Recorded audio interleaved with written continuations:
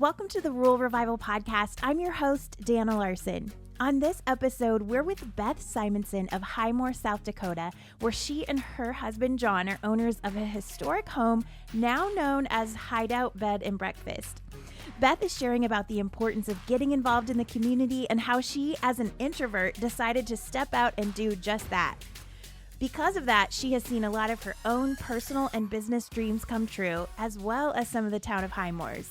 She's now helping position Highmore as a sunflower field tourist attraction through things like a photography workshop, sunflower festival, and more.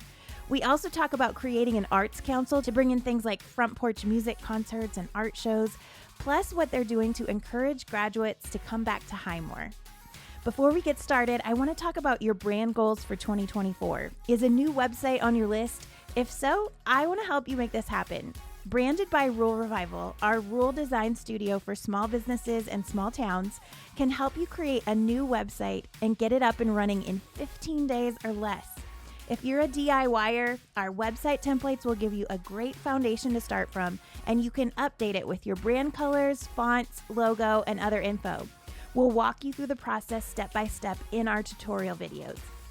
Now, if DIY is not your thing and you just want to hand this over to us to get this done quickly, we've got you covered. Our custom website process can get you a new website in 15 days or less. Whatever you need, we're here to help you grow your business online. You can find out more at brandedbyruralrevival.co or through our socials, and you can find those links in the show notes.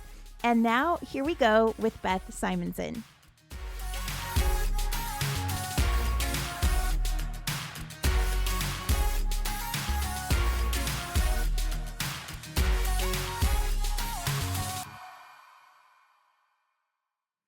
All right, well, we're here today with Beth Simonson of Hydeout Bed and Breakfast in Highmore, South Dakota. Beth, thank you for being on the podcast. Well, thank you for coming here and coming to Highmore, and welcome. Thank you. It's good to be here. You actually have been a listener of the Rural Revival podcast for quite a while. Yes, a long time. So you have to tell a story of how you found out about it, because I think this is fun. Well, I was scanning some documents at the courthouse and needed something to listen to, and I went looking for a podcast and about rural communities, living rural, and I found the podcast. And that was like 4 years ago? Yeah, something like that. Okay, so thanks for being along for the ride. That's awesome. Well, tell us a little bit about you. Were you born and raised here in Highmore? No, I was not. I was born in Scotland, South Dakota, Okay. which is in southeastern South Dakota, which is like 3 hours from here. Okay. It is a very small town also, so I know small towns. So coming here, I understood small towns. Yeah. So what was it that brought you here? My husband, I met him, and he's a farmer, and he lived here, and I knew I couldn't convince him to move to where I was, and I had to move to Highmore. All right. So tell us about Highmore. What are some of the fun facts about this town that we should know about? Oh, there used to be a sign that said that it was the highest spot between, I think, Chicago and the Black Hills. Really? Something like that. Huh. Yeah. Little claim to fame. Yeah, that's why it's called Highmore. Oh, got it. Okay. Yeah, it might have been the Missouri River. I'm not sure which. Somewhere in there. Somewhere in there. Yeah. Okay. The Good. highest spot, yeah. Good. So you have this gorgeous home right here in the heart of the town, and it happens to be where I think the fall colors are like peaking. So it's absolutely gorgeous here, and then your historic home is nestled in among all of that. So what's the history of this home? It was built in 1909. We're only the fifth owner. Has it always been a bed and breakfast since you've owned it? Since we've owned it, yes. But Okay. prior to that, no, it was not. Okay. So you've been doing this actually for many years now. Yeah, actually, the first was our 9th anniversary. Awesome. Yeah. So you were kind of B&B on the front end of like Airbnb and all that stuff kind of blowing up. Right, but if we would have been an Airbnb from the start, we would not be in existence, because it's only been probably this year that we've actually had several Airbnb stays. Really? Interesting. That is not how people find us. they find us other ways through the internet. So this is a pretty big hunting area. Yes. And you're not too far from the Missouri River. Correct. Which is just this beautiful part of South Dakota. Correct. So I would imagine is that mostly what draws people to your area? Hunting. Hunting is the major But one. people actually come to the area for a lot of family and work, and surprising, there's a lot of cattle in the area. So Okay. people come here for cattle, and we're hoping to build up sunflowers. Okay, yes. Right now, Beth has on her table these beautiful photos that a guest actually took, right? Yes. Of your husband's sunflower field? Yes. Yeah, they look like they're not even real. They're so perfect. It was amazing. It was a super hot day when he took them, and it was just one of those nights. It was amazing, and we're hoping to build up our sunflowers. That would be a reason for people to come to Highmore, is the sunflowers in August. Awesome. And I just passed 2 fields that I noticed on my way here, and they're drying now, but they're still really cool to look at. We don't have that where I live. So. Yeah, but they're really beautiful in August when they're in full bloom. Okay, so mark your calendars. Yes. So how did you decide to get into the bed and breakfast business? Well, one day I drove by the house, and it just hit me that this house had been sitting empty for like over a year. Okay. And I needed a change, and that maybe we should buy this house and make it a bed and breakfast. And I hadn't ever mentioned it to my husband. And then I said, we should go look at the Lucy house and make it a bed and breakfast. And he was like, what are you talking about? So the next day we did, and he quickly saw my vision, and he was like, okay, I think we could make it happen. And it took us a little while he had to inspect everything to make sure that it was going to work. And there had been a lodge that was open to the public that kind of closed to the public. So if they hadn't become private, I don't think he would have been so on board for us to be open. So you just knew that there was a gap. Yeah, and there was people a gap. needed a place to stay. Yeah, and my mom had run a bed and breakfast in my hometown in the 90s. And so I kind of had an idea of how bed and breakfast worked. And I just wanted something different, and I wanted to live in an older house, and it just worked out. And it's taken a while to get our business built up, but it's pretty amazing right now. Yeah, well, it's a gorgeous old home, and you've just made it feel like home for visitors. So Yeah. that's great. That's kind of our goal. Yeah. What made you decide to do like a true bed and breakfast where you're serving breakfast for your guests and stuff in the morning, rather than just like some of the traditional Airbnbs today don't necessarily offer that? Well, we were still kind of ahead of Airbnb, so I just didn't know anything different. You're like, that's what we're going to do. That's what we're going to do. Yeah. We're going to serve breakfast, and so that's what we did. So you must love to cook. Yes. And I feed them whatever I feel like feeding them that day. So Okay, it's a surprise. it is kind of a surprise. But most of the time it's bacon and eggs. And it kind of depends upon how many guests I have as to what they get. So a good, hearty country breakfast. Right. Yeah. Yeah. Very good. What do you love about inviting people into your home and creating that special experience for them? All my guests are kind of different, and I just love getting to know them. Some guests are more interactive, and some, they want to keep to themselves. They don't really want to come downstairs and talk to you, but sometimes they do. And sometimes you are there for them. I've had guests that their parent was out in the nursing home, and their parent was at end of life. Yeah. And we've kind of been there for that for them. Wow. So we've kind of helped them through a transition period and things like that. You kind of get involved in their lives sometimes. Yeah. So it's really kind of fun to get to know the different people. And we've had hunters that have come since the very first year, and they come year after year after year, and it's just fun to have guests from all over. So And build those relationships. yeah, we really have. Yeah, so good. How have you evolved over the years? Have you? Well, when I first started, I really wasn't involved in the community. Okay.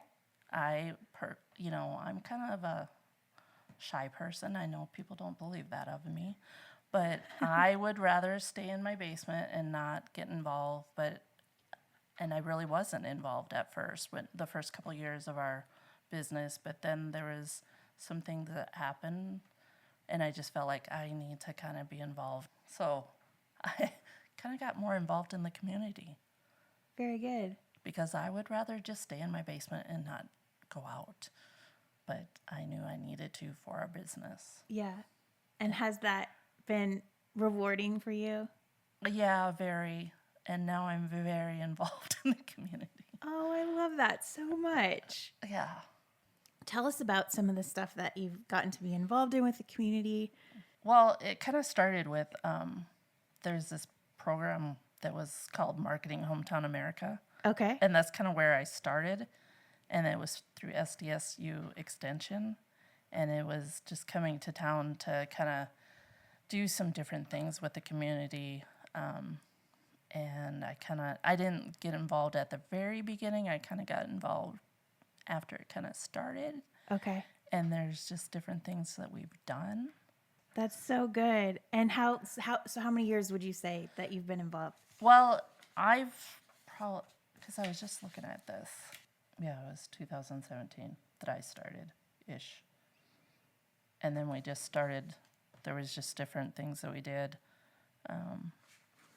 And I was also part of Civic and Commerce, Okay. which is kind of like a chamber, but not. It's kind of a civic organization, too. Okay. And we do a lot of things in the community, and slowly I kind of at the same time as the Marketing Hometown America, because I think it was also 2017 that the Achievement Days was talking about going to Han County, which is the next county over. Okay. And we really didn't want to see that happen. So for some reason, I had this idea that maybe we should do something more with the Achievement Days here. Mm-hmm. And I said, why don't we do like a county fair type thing and just add some things to Achievement Days? But I know by putting that thought out there that I needed to be willing to lead that. Sure. And so I kind of helped lead that, and we formed a group, and we set up kind of a county fair to keep the Achievement Days. And we had to talk the 4-H leaders into, would you try this? And we did keep Achievement Days here. They were willing to try it, and our county is very small and very, but they really liked it, and it seemed to work for them, and we did keep it in Hyde County because we didn't want one more thing to leave. Yeah. So that really was a huge thing. And it kind of helped my business too, because that was really when the cattle people went. She really helped us. Okay. Referring some cattle people to us like right after the first one. Okay. And they've been huge supporters in sending me people to us. And I love that. I mean, that's kind of how I got started with cattle people, is because I stepped up and helped with Achievement Days. And it was like they realized that I was there in town. Yeah. Like they kind of didn't realize that there was a bed and breakfast in town until I helped with Achievement Days. Very cool. And I still say word of mouth is the best marketing in a small town. Right. I mean, you've got to get your face out there. You've got to put yourself out there. And that's why I left the basement. Yeah. Even though I didn't want to. But it made sense. Yeah. So you have Achievement Days, and that's an annual thing. Right. And what time of year is that? In August. Okay. And then you also have the Sunflower Festival. Well, that's what we're working on. Oh, that's coming. That's coming. Okay. That all kind of ties into the sunflowers and the photography and. Okay, very cool. So Highmore is known for sunflower fields. Yeah, the sunflowers has been a dream of mine for several years. Oh, I love that. And there was a time I didn't love sunflowers Okay. when I lived in southeastern South Dakota because they don't have those fields. Right. I didn't realize. And then I moved to Highmore, and it was August, and I was seeing these beautiful fields of yellow and went, okay, I get it. These are beautiful. Yeah. When you go to the Highmore website, there's a picture at the top of a sunflower field. And it almost looks like a stock image because you're like, whoa, it's just so pretty. Yeah. And, but that's real. That's real. So where are you at in the process of Sunflower Days becoming a reality? Well, so a couple years ago, I've been partnering with the Department of Tourism. Yep. And letting them know that if somebody wants to see sunflowers, they need to contact me. And so they've known that. And a couple of years ago, the Pioneer Woman magazine wanted to know where you could see sunflowers in South Dakota. And it was like a quick turnaround. So they knew that, and they said us.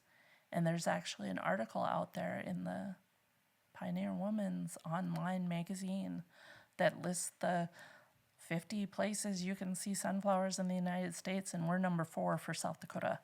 Wow. Okay. That's awesome. Another claim to fame. Yeah. So I've been building this, and of course that article didn't come out till the end of August, and we did get a couple like calls or messages, and I'm like, where is this coming from? And then they were wanting to come help us harvest the sunflowers, but that's not how we, like, they thought they could pick them, but our sunflowers are huge. They are. They're not like a little flower. Right. I was amazed. They're like probably a foot big. I mean, they're huge. The head is a foot. And they're how tall? Oh, probably 6 feet. Yeah, they're tall. They look as tall as corn. Yeah, they are. Like, you could get lost in a sunflower field really easy because they're tough. They are. So if you tried to go into a sunflower field, you would be like attacked by the sunflower heads and the plants because they're tough. Yeah. Yeah. So you don't want to just go walking into a sunflower field. Just admire from the edge. Yeah, admire from the edge because they'll attack you. So that's fun.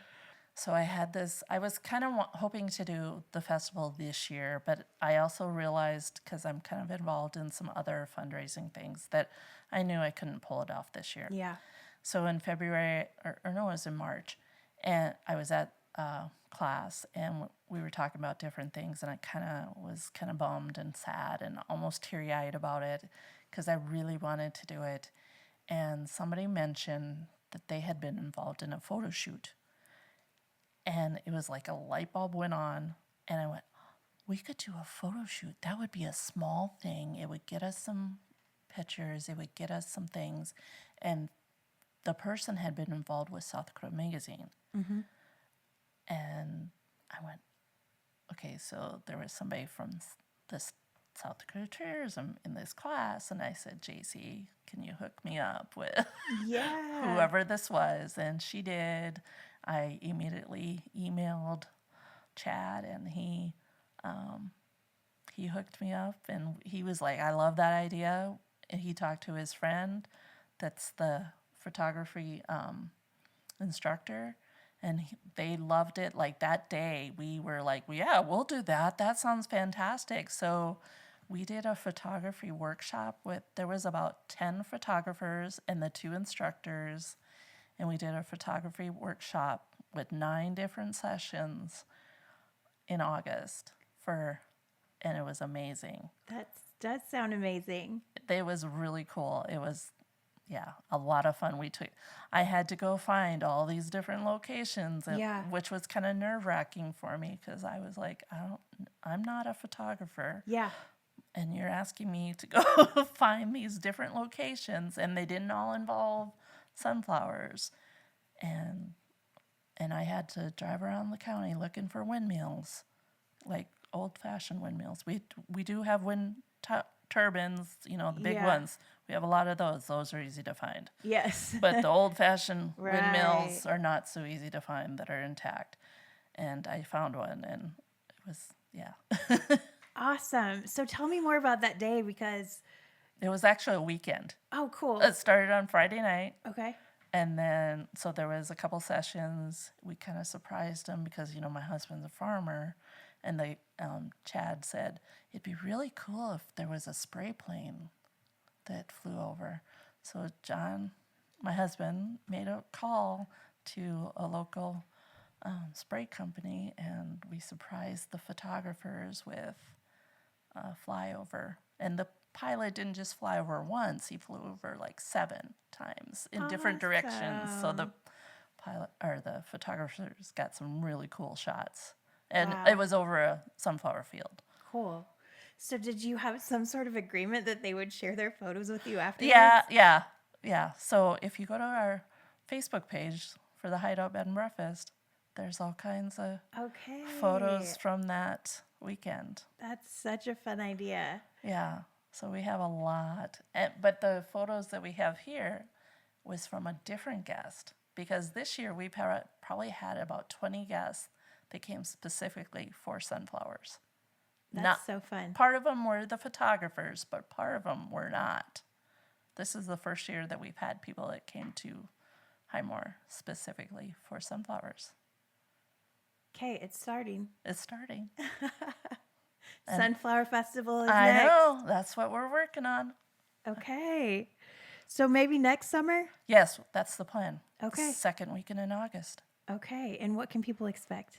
Well, there will be the photography workshop again. Okay. That's already lined out. We don't have the full details, aren't available yet, but we are going to do like an arts in the park, and who knows what else we'll come up with. Okay. Apparently, there might be some kind of contests and different things. Yeah. Hopefully we'll have some entertainment with our arts in the park, and maybe some sunflower tours, and we're just kind of, trying to get it figured out. So That's so fun. yeah. Very creative ideas. So you're an idea person, aren't you? Yeah, yeah. And that's kind of the cool thing about a small town. Yeah. You can make an impact, and I've learned that. That's what, leaving that basement and coming out, I've learned that you can have an idea and it might work. Yeah. And there's probably some people who will help you do it too. Yeah, you have to, that's kind of what's kind of come out of this, because I started with the helping with the achievement days, and then there was another time. It did start with marketing Hometown America and doing the different things and being involved that way. But then there was this time that I had this idea that maybe we needed an arts council because we don't have one. Yeah. And in Central South Dakota, there's, south of here, there's Dignity, which is a huge statue that's really cool. And north of here, there's Fulton is a small town, and they have this mural on a grain silo that's amazing. And I was like, Highmore's right in the middle of these two. And maybe if we did some things, had an arts council, maybe we could have a mural, maybe we could have some different things. But we need an arts council. So I asked a former art teacher here in town. I really didn't know her at the time. Uh-huh. And I just said, hey, what do you think? Should we do an arts council? She's like, that's a great idea. And we should ask the current art teacher. I said, well, I don't really know her. Could you ask her? She's like, yeah, I could do that. So we purposely asked different people in the community that were had some art. And before we knew it, we had like 8 people. And that all said yes. Every person that we were asking said yes. And I went, okay, maybe we need to stop asking because we don't want our group to be so big.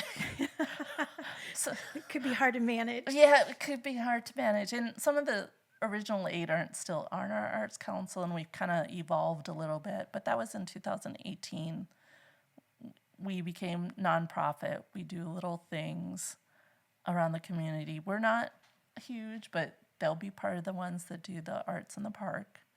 Very good. So you became official and you actually established a nonprofit around it. Yes. Yeah. we became nonprofits. It took us a little while to figure out how to become a nonprofit, Yeah. but really it's pretty easy. If you start in the beginning. Yeah, it's not that bad. No, it's not. So I figured out how to become a nonprofit. And then once we figured out how to do that, it was really pretty simple. Okay. And of course, we have my front porch. We do music on my front porch. Uh-huh. And it's really pretty cool in the summer. The last couple summers, because we have a bunch of other fundraising that we do, it hasn't been very many times because have been doing stuff out at the golf course. Sure. Fundraising for the swimming pool. But, I bought this house and I was like, oh, we could do some music on the porch because that's kind of like, that would be really cool. This is like a stage. It is. That's true. And so I've always, from the time we bought the house, thought that that would be great. So when the first night we did it, it was like, this is kind of like a dream come true. Yeah. So maybe I formed an arts council so I could make a dream come true on my front porch. I don't know. It sounds like you're making other dreams come true through it too, though. Yeah, it's pretty cool. And it's really fun because, our community is less than 700 people. And when you have 100 people out on my lawn, they're sitting in their cars and they're listening. And even when the last time it was raining, and they still sat in their cars and listened until it started to downpour. But it's just the coolest thing. I love that. That's just, what a neat thing for the community. Yeah, and it's small, simple things that we're doing. Okay, yeah. So tell us about some of the other things that the Arts Council is doing.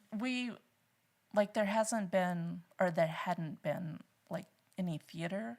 Yeah. So we've brought in the Dakota players here to do children's theater, and the state.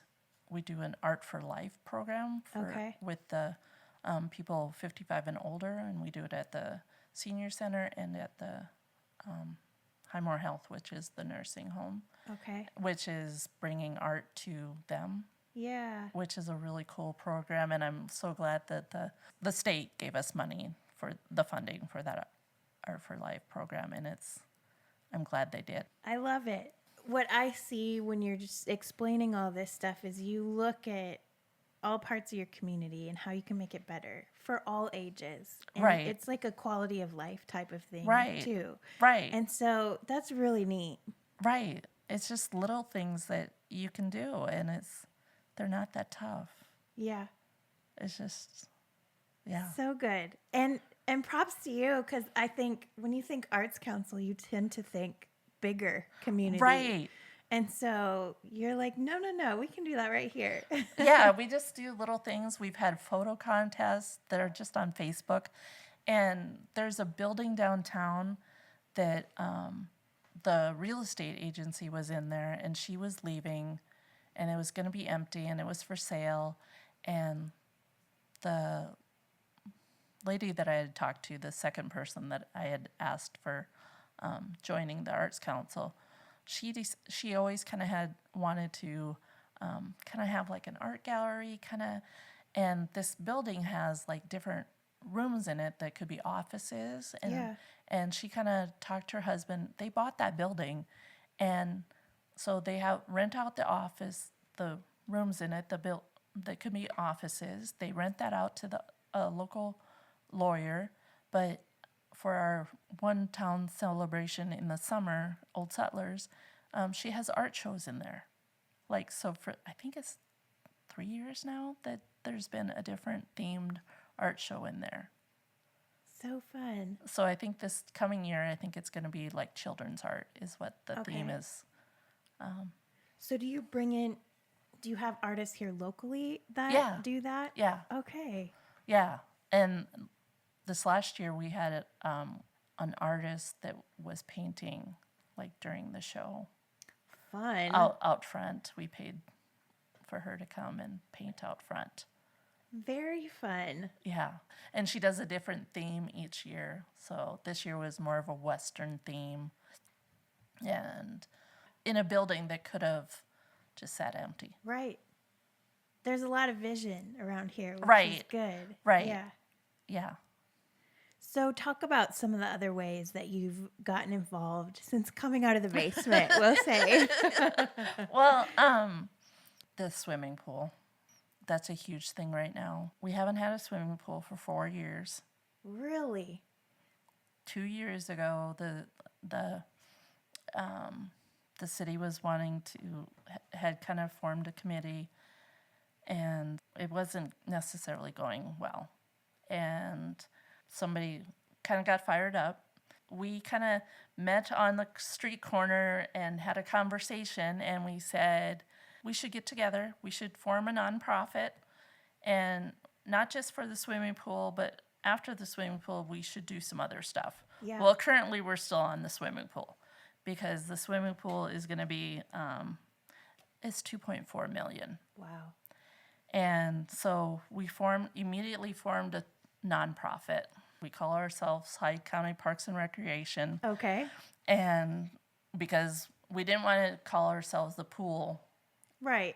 And limit yourself to that. Limit ourselves just to that because we have visions after the pool that we want to do, maybe walking trails or something else outdoors for the community. Yeah. But right now we need to focus on the pool. Mm-hmm. And so and I never thought when we started our nonprofit that we would raise the funds we've raised.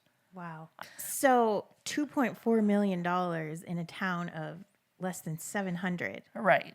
That sounds somewhat impossible. Right. But I'm really glad that the city kind of wasn't sure if they wanted to do that. Yeah. And we kind of had to convince them. We formed this foundation this group, and we had to convince the city that really this was important. Yeah. That was kind of our first priority, was convincing the city that, this is important. I don't even have kids that would use the pool or grandkids. This is important for Highmore's future. Yeah. We need to have a pool so that if somebody comes to town and they're thinking about moving here, if they see that we have invested in a new swimming pool, we're investing in Highmore's future. Absolutely. And that is why I think it's so important. Yeah. I think you have to think forward for those young families, right, and what's going to make them either want to stay or come back or move here from somewhere else. Right.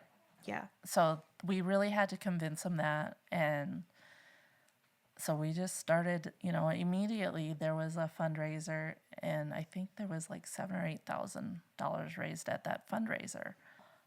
Currently, I believe our total that we have raised is $762,000. Wow. So is that all through donations and fundraisers? Yes. And then have you gotten grants on top We've of that? gotten one $20,000 grant. Okay. From AARP. Okay. That's it. Wow. The rest has all been from businesses and citizens, alumni. It's amazing how generous this community is. Oh, and what a great way to see that people believe in the future of Highmore. Right. Yeah. Right. And we are so grateful, and we couldn't do it without them. I mean, people come up to us and they'll just give us a check, and we're just so surprised and so grateful, and we thank them to the best of our ability. I know we've probably maybe missed some thank yous, and we don't mean to. But it is so amazing and so wonderful and surprising. And because Mary at one point said, the city council asked, well, how much are you guys going to raise? And Mary said, $1 million. And I was like, oh, we are? Okay, Mary, whatever you say. And here we are. Yeah. Looking very close to that $1 million, and we're still working on it. Yeah. In the last couple of weeks, we've raised, I just am writing a check for $70,000 to give to the city again. Wow. That's recent donations. That's incredible. So it's still coming in, and we're still working on it. Yeah. It hasn't stopped. Oh, it's just so nice to see people believing in what you're doing. Right. And the pool is looking good. It is. I drove by this morning. Yeah. So what else are you working on in Highmore? Oh my gosh, I don't know.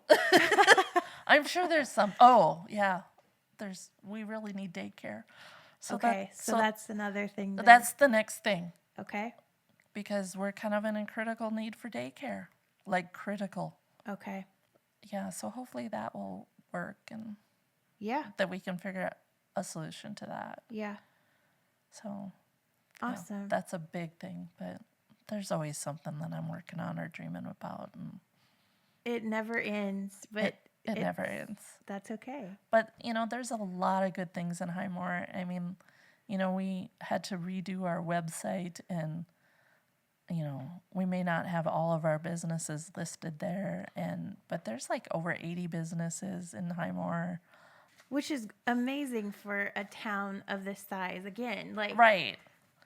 And there are a few businesses that are like we have a welder that is aging out, that he needs to be. Someone needs to take that over. Somebody needs to take that over. Yeah. In the newspaper, somebody needs to take that over. Yeah. And there's a furniture store that needs to be, they're just at that retirement age, and somebody needs to take over some of those things. So we need to think about that too. And so those are opportunities if anyone's listening who's looking for something like that. Yeah. I mean, there's lots of opportunities, and living in a small town is just nice.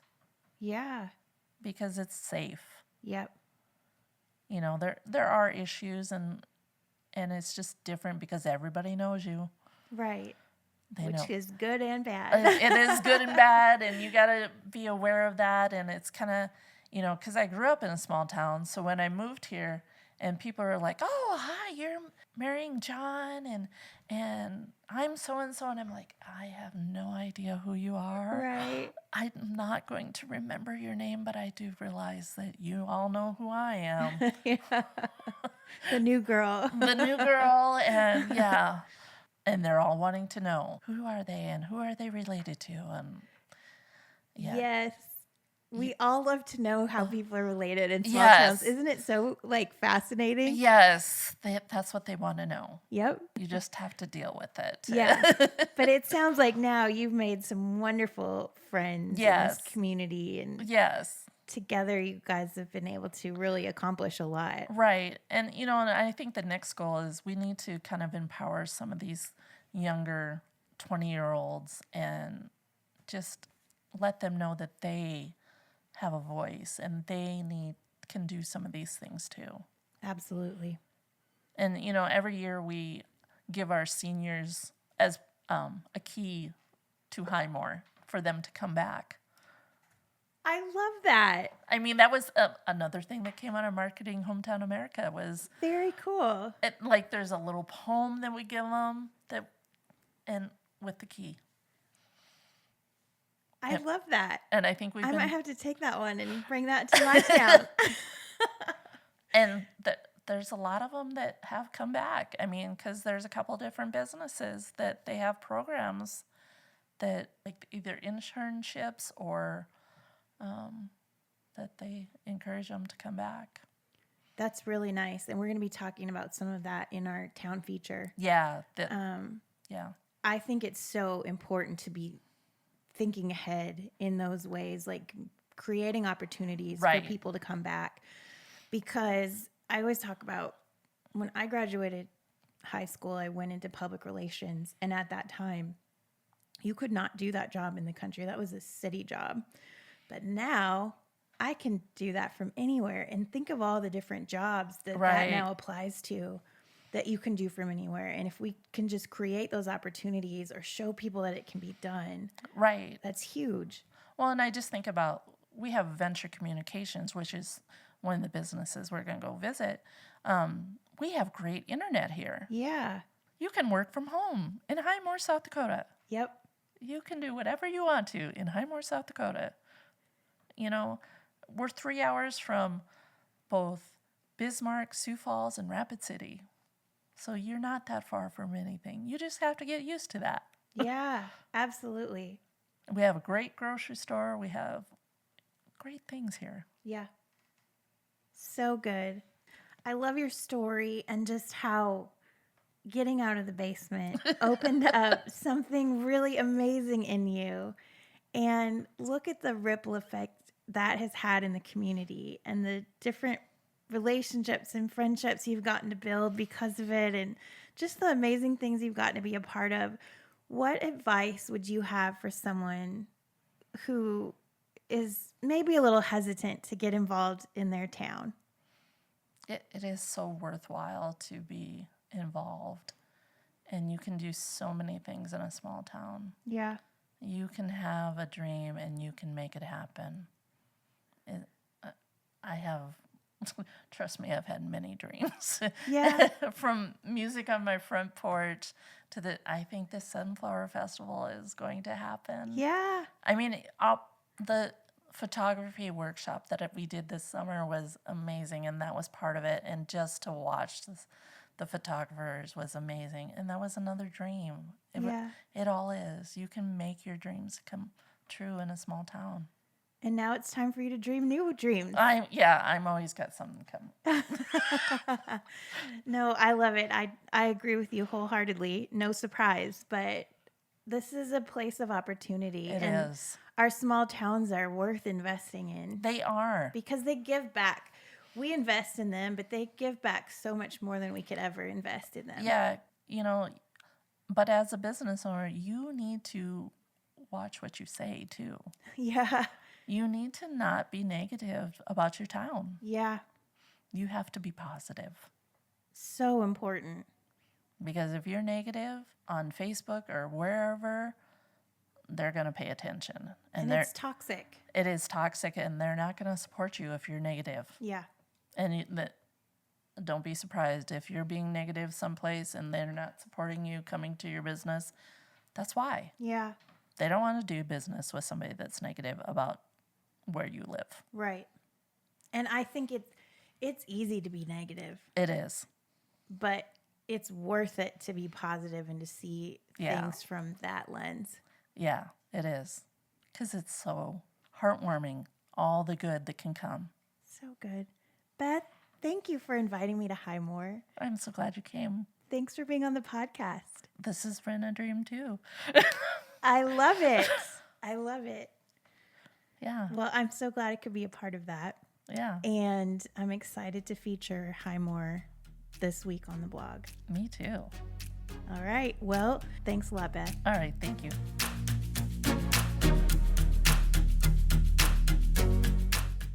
Well, I love Beth's story and how brave she was to start getting involved in the community and then seeing how rewarding that has been for her. Beth mentioned the importance of positivity, and I want to touch on that for a minute. When Beth originally reached out to me about coming to Highmore, it was because the town had gotten some negative press for its declining population. Yet she listed off all these great things they have going on. So I decided to come see for myself because I believe you can find positive in any town, and this is a perfect example of how true that is. While their population has declined in the past years, like many of our small town populations have, Highmore is working hard to reverse that trend, and that's what I wanted to focus on. We're going to be featuring stories of rural revival happening in Highmore, and I'm excited for you to hear these stories from other businesses and local leaders about the great things going on here. So be sure to check out the blog and follow along on social media. I know this is going to resonate with so many of you listening, and I hope this inspires you to keep going and to keep focusing on the positive. This is how we will truly all make a difference in rural America. Huge thanks to Beth for being on the podcast. Thanks to the town of Highmore for inviting me to come visit. And thanks to you for tuning in. Have a great day, everybody.